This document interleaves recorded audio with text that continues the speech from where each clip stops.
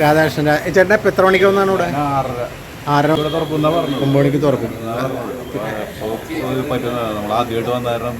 അതിനെപ്പറ്റി അറിയില്ല.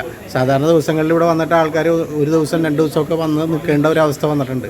അപ്പോൾ അത് ചേട്ടൻ ആദ്യമായിട്ട് വരികയാണല്ലേ? ഓക്കെ ഓക്കെ ശരി. രാവിലെ വന്നാൽ ടോക്കൺ എടുത്താലേ കിട്ടുള്ളൂ എന്ന് പറഞ്ഞാൽ 6:30 വന്നാണ്. അതെ. ആ ഓക്കെ.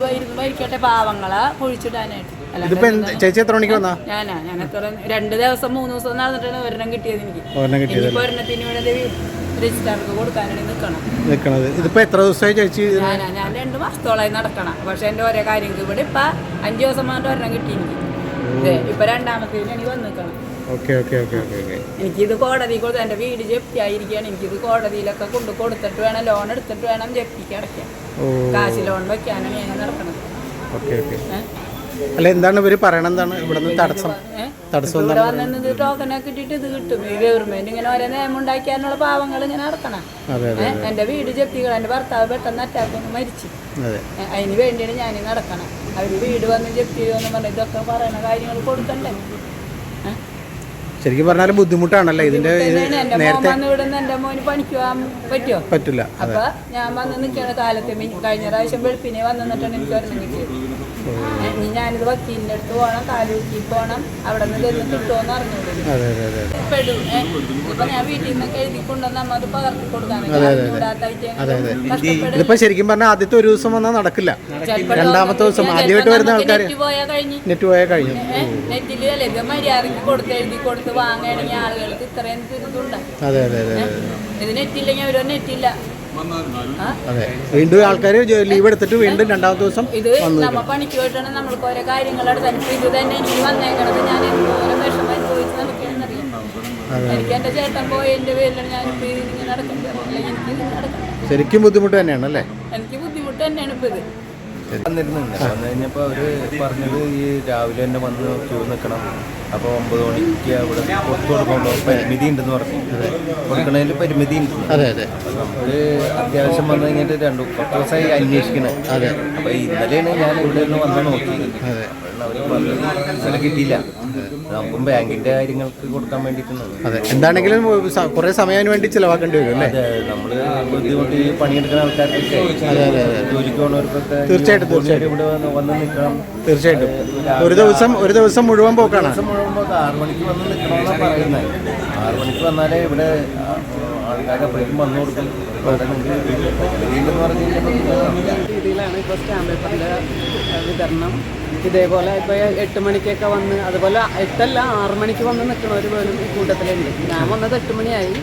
ഞാൻ ഇന്നലെ വന്നിട്ട് തിരിച്ചു പോയതാണ്. അപ്പോൾ ഇന്നത്തെ ഒരു ദിവസം പോക്കാണ് ഇവിടെ വന്നു നിന്നാൽ. ഇതിപ്പോൾ ആദ്യം ടോക്കനാണ് തന്നത്, അതിനുശേഷമാണ് നമുക്ക് മുദ്രപത്രം കിട്ടുള്ളൂ.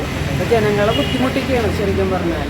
ഇപ്പോൾ മറ്റുള്ള ജോലിക്കൊക്കെ പോണവർക്ക് ഇവിടെ വന്ന് നിന്ന് ഇന്നത്തെ ഒരു ജോലി തന്നെ അവർക്ക് നഷ്ടപ്പെടുകയാണ്. ചില ആൾക്കാർ പരിഹാരം ഉണ്ടാവണം. ചില ആൾക്കാർ അഭിപ്രായം പറഞ്ഞു വന്ന് ഒരു ദിവസം കൊണ്ട് തന്നെ കിട്ടണില്ല, ചിലപ്പോൾ 2 ദിവസം കിട്ടില്ല. ഞാൻ പറഞ്ഞില്ല, ഞാൻ ഇന്നലെ വന്നിട്ട് തിരിച്ചു പോയാളാണ്. അപ്പോൾ ഇന്നും ഇതേപോലെ വന്ന് നിന്ന് ഇനി എത്രാമത്തെ ടോക്കനാണ് കിട്ടണമെന്ന് അറിയില്ല. ഇനിയിപ്പോൾ ഇന്ന് തന്നെ ഒന്ന് വാങ്ങിക്കണം. ടോക്കൺ കിട്ടിയാൽ അവർ ലക്ഷത്തിൽ വേറെയുള്ള കാര്യങ്ങളൊക്കെ പെൻഡിങ് ആവും. ഇപ്പോൾ ഗവൺമെന്റിന്റെ ഭാഗത്തുനിന്ന് ഇതിന് വേണ്ടിയിട്ട് എന്തെങ്കിലും ഉണ്ടാവണം. തീർച്ചയായിട്ടും ഇതിന് ഒരു പരിഹാരം ഉണ്ടാവണം. അറിയാലോ നമുക്ക് ഇതിൻ്റെ ആവശ്യങ്ങളും. ഇപ്പം ഞാൻ വന്നത് എൻ്റെ വാടക ചീട്ട് പുതുക്കാൻ വേണ്ടിയിട്ടാണ്. അപ്പോൾ ഇതേപോലെ പല ആവശ്യങ്ങളായിട്ട് വന്നവരാണ്. ഇതിപ്പോൾ ഇങ്ങനെ ഓൺലൈനല്ലാതെ കൊടുക്കാനുള്ള സംവിധാനം ഉണ്ടാവണം. ജനങ്ങളെ ബുദ്ധിമുട്ടിക്കരുത്. ഇത് അറിഞ്ഞ് ഗവൺമെൻറ് ഇതിൽ ഇടപെടണം.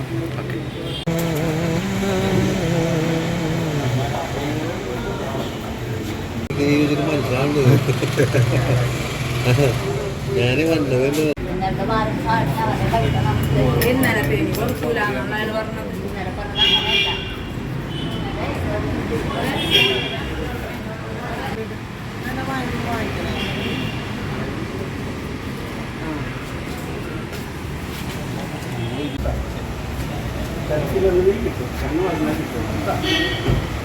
എന്താ എല്ലാവരും ഇംഗ്ലീഷിൽ എഴുതണം. കഴിഞ്ഞിട്ട്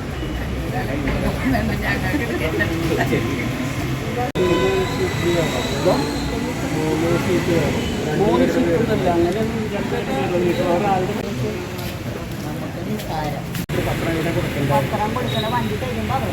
അത് ആരാണ് വണ്ടി തന്നു വെച്ചാൽ അതൊരു സംഘടനയാണ്. ഞാൻ സംഘടനയുടെ പേര്, ആ സംഘടന സെക്രട്ടറിയാണോ പ്രസിഡൻ്റാണോ ആദ്യം തന്നെ അത് എഴുതിയിട്ട് വേണം സംഘടനയുടെ പേര്.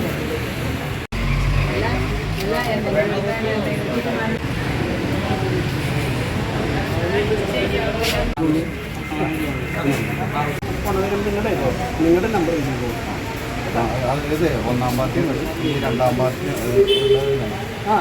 അപ്പോൾ എൻ്റെ നമ്പറാണ് രണ്ടാം പാർട്ടി നമ്പർ എഴുതിയിട്ട് അപ്പോൾ ആ ഫോണായിരിക്കും. അതിപ്പോൾ ചേട്ടൻ്റെ പേരാണ് അത് എഴുതിക്കുക.